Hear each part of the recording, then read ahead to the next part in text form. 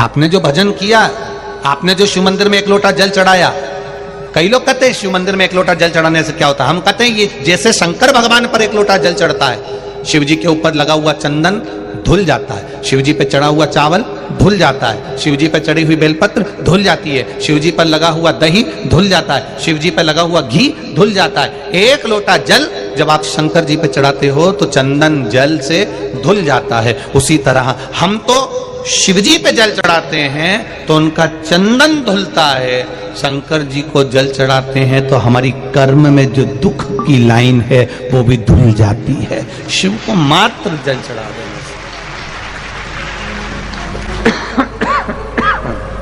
केवल जल समर्पित कर देना।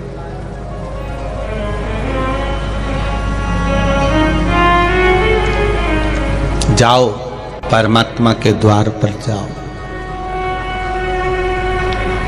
हम कभी नहीं कहेंगे कि तुम अपनी दुकान छोड़ दो, खूब कमाना, जितनी शरीर की कैपेसिटी है ना उतना कमाना, रहे तो अपनी जिंदगी में एक बात को उतारना। कमरे में बैठकर कितना भी रो लेना, दुख तुम पर है, तकलीफ तुम पर है, कष्ट तुम पर है, दुख तुम पर है, कर्जा तुम पर है। अगर कर्जा भी हो गया है, दुख भी आ गया है, कष्ट भी आ गया है, तकलीफें भी आ गई है, तो तुम पर आई है। अपने मकान में, अपने कमरे में, अपने घर में कितना भी रो लेना, पर दरवाजे पर कोई आए, बेल बजाए, दरवाजा बजाए, जब दरवाजा खोलने के लिए जाओ तब उसके सामने रोकर मत जाना, प्रसन्न होकर जाना। अगर रोते हुए दिख गए तो वो तुम्हारी जिंदगी का फायदा उठाना प्रारंभ कर देगा।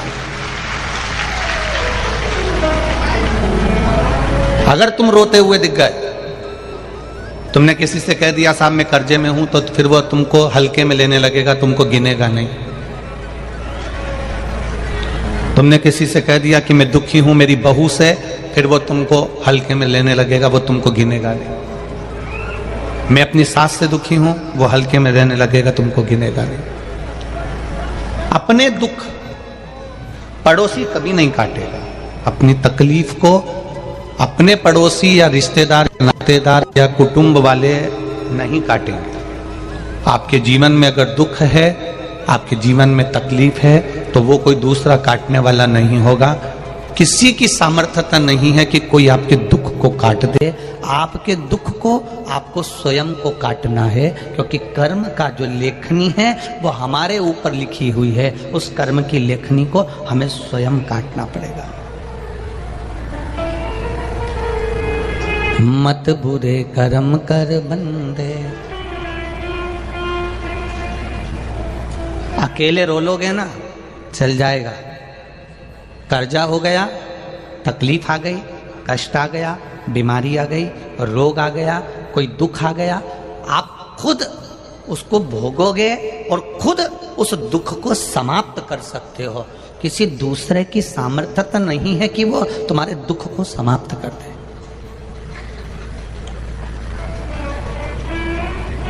कोई दूसरा तुम्हारे दुख को समाप्त नहीं करेगा। हम कह दें कि कोई आपसे कह दे कि सियोर वाला महाराज दुख को समाप्त कर देगा, तो मत मानना। दुनिया में कोई ऐसा महाराज नहीं जो तुम्हारे दुख को समाप्त कर दे। अगर कोई ढोंग करे, प्रपंच करे, छल करे, तो वो उनका वो जाने, पर किसी की सामर्थ्यता नहीं है कि कोई तुम्हारे दुख को समाप्त कर दे। तुम्हारे दुख को तुम्हें स्वयं समाप्त करना पड़ेगा। जब हम अपने कर्म को करते करते करते करते भगवान को समर्पित होकर करेंगे, तो भगवान उस कर्म का फल देना प्रारंभ करेगा और फिर धीरे धीरे दुख कटना प्रारंभ हो जाएगा। किसी की सामर्थ्यता नहीं। और ये ढोंग प्रपंच में फंसना भी मती, अंधविश्वास में जाना भी मती।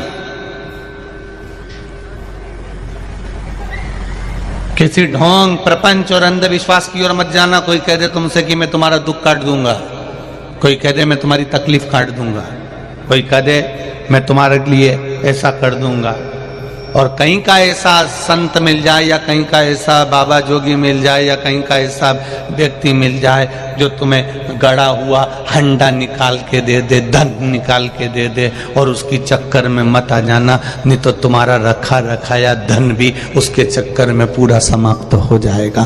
कर्म प्रथम है। गुरु नानक देव जी ने वे कर्म की प्रधानता बताई। भगवान कृष्ण देवादिदेव महादेव को चढ़ती। बाकी के समय अभिषेक में अगर ब्राह्मण देवता पूजन करा रहे हैं तो तुलसी की मंजरी का भाव आता है, मंजरी का भाव आता है। मैं नहीं चढ़ूंगी तुम। अब शिव जी का चढ़ा हुआ जल, गणेश जी का चढ़ा हुआ जल तुमने तुलसी जी में चढ़ा दिया, सर्प के डसे का दोष लग जाता है, उसी को काल सर्प दोष कहते हैं।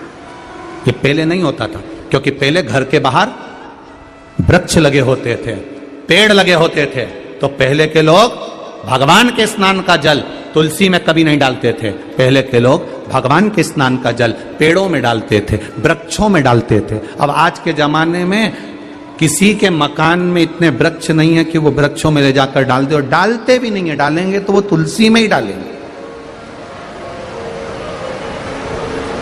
डालेंगे तो तुलसी में। अंतर होता है, और यही तो हमारे संस्कार हैं, ये हमारे संस्कार हैं। एक प्रैक्टिकल करके देखना, सासू मां से निवेदन, एक प्रैक्टिकल करना घर में,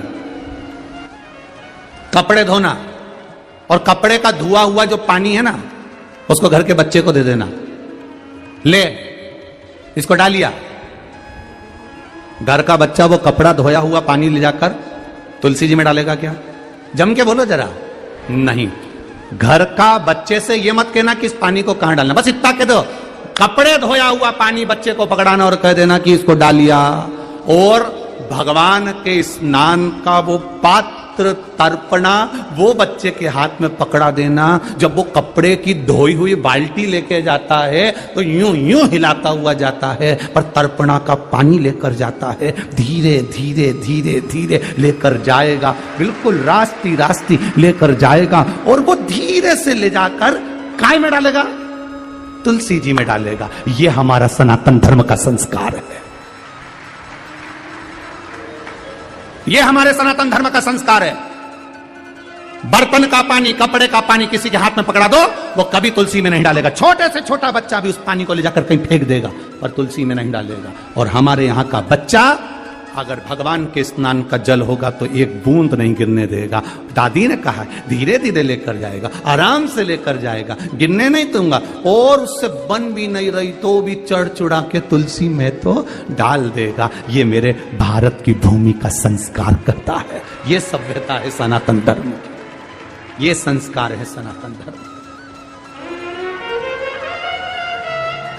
करा भजन,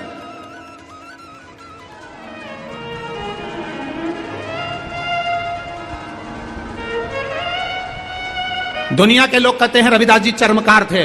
शिव महापुराण की कथा कहती है भजन करने वाला, कीर्तन करने वाला, मंत्र जाप करने वाला, भगवान की भक्ति में डूबने वाला कौन समाज का होता है किसी को नहीं मालूम, क्योंकि वो भगवान का होता है। जो भगवान का होता है उसका जात नहीं पूछी जाती कि कौन जात का है, वो तो भगवत